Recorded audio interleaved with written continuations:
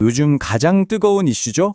AI가 이끄는 슈퍼 의뢰의 귀환, 그리고 코스피 5000 시대. 오늘 이 거대한 흐름의 의미를 한번 제대로 파헤쳐 보겠습니다. 자, 바로 이 숫자입니다. 2020년 2월 9일 대한민국 주식시장 코스피가 사상 최고치를 갈아치우면서 그야말로 전례 없는 기록을 세웠습니다. 자, 이런 엄청난 상승세 다들 궁금해 하실 겁니다. 이거 그냥 잠깐 반짝하고 많은 거품일까요? 아니면 정말 완전히 새로운 경제가 시작되는 신호탄일까요? 이 질문에 대한 답을 찾기 위해서 먼저 데이터부터 차근차근 짚어볼 거고요. 그리고 이 모든 변화의 핵심, 슈퍼을이라는 새로운 개념을 소개해 드릴게요. 그 다음엔 당연히 기회와 리스크도 따져봐야겠죠. 그리고 투자 전략, 마지막으로 미래에 대한 질문까지 함께 던져보겠습니다. 좋습니다. 그럼 본격적으로 한번 들어가 보죠. 이 역사적인 랠리 뒤에 숨어있는 숫자들부터 한번 까보겠습니다. 딱 봐도 시장이 얼마나 뜨거운지 느껴지시죠? 코스피, 코스닥 할 것 없이 강한 상승세고요. 보통은 부담으로 작용하는 높은 원달러 환율조차 지금은 오히려 수출 기업들 실적에 힘을 보태주고 있는 그런 형국입니다. 근데 여기서 진짜 흥미로운 건 바로 이겁니다. 외국인 투자자들이 이렇게나 많이 한국 시장에 베팅하고 있다는 사실이죠. 이건 뭘 의미할까요?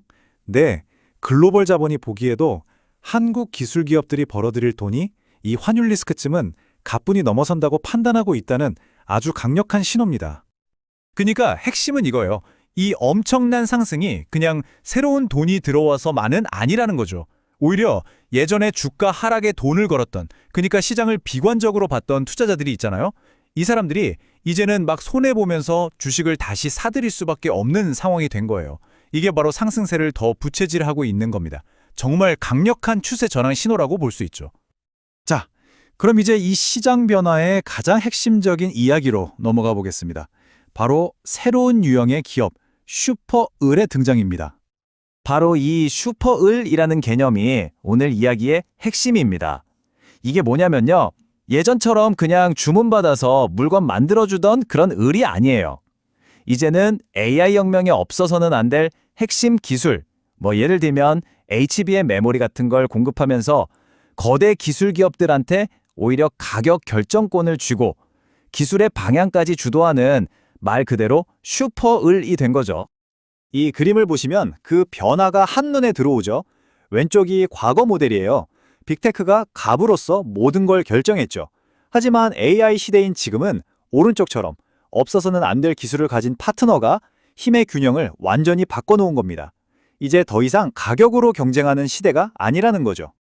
그럼 왜 하필 지금이냐? 바로 AI 슈퍼사이클 때문입니다.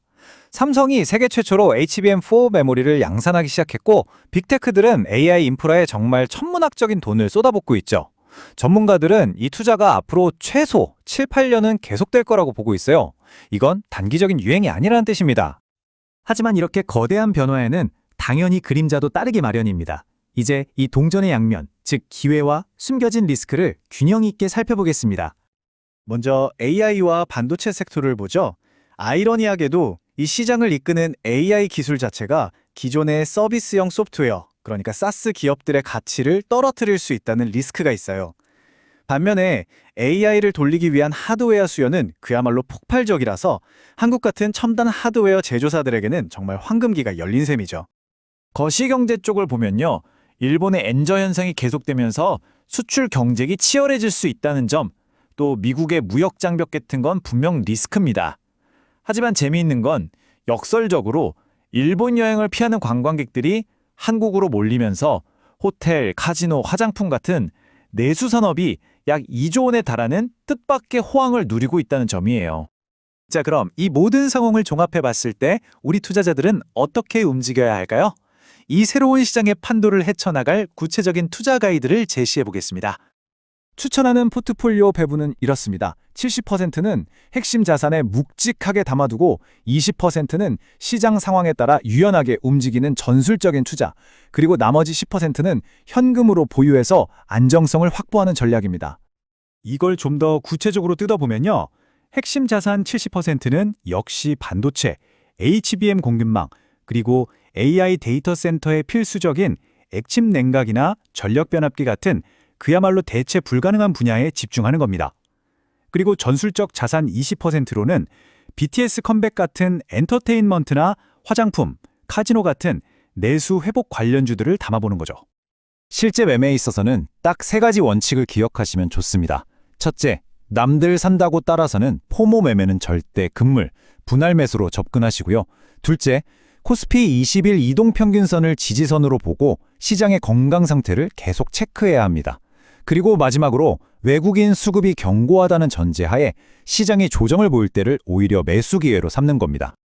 자, 이제 마지막으로 한 걸음 더 크게 물러나서 이 모든 분석이 우리에게 던지는 장기적인 질문을 한번 생각해 보겠습니다. 이 문구가 모든 걸 말해줍니다. 백미러를 버리고 전방을 주시하라. 지금 이 새로운 시장을 과거의 잣대 낡은 평가 기준으로 재단하는 것만큼 어리석은 일은 없다는 거죠. 여기서 가장 중요한 포인트는 이겁니다. 지금 우리가 겪고 있는 건 그냥 일시적인 반등 장세가 아니라는 거예요. AI와 에너지 인프라 구축이라는 앞으로 몇 년간 계속될 거대한 구조적 성장 국면에 들어선 겁니다. 따라서 중간중간 나타나는 조정은 추세의 끝이 아니라 그냥 건강한 숨고르기 정도로 봐야 한다는 거죠.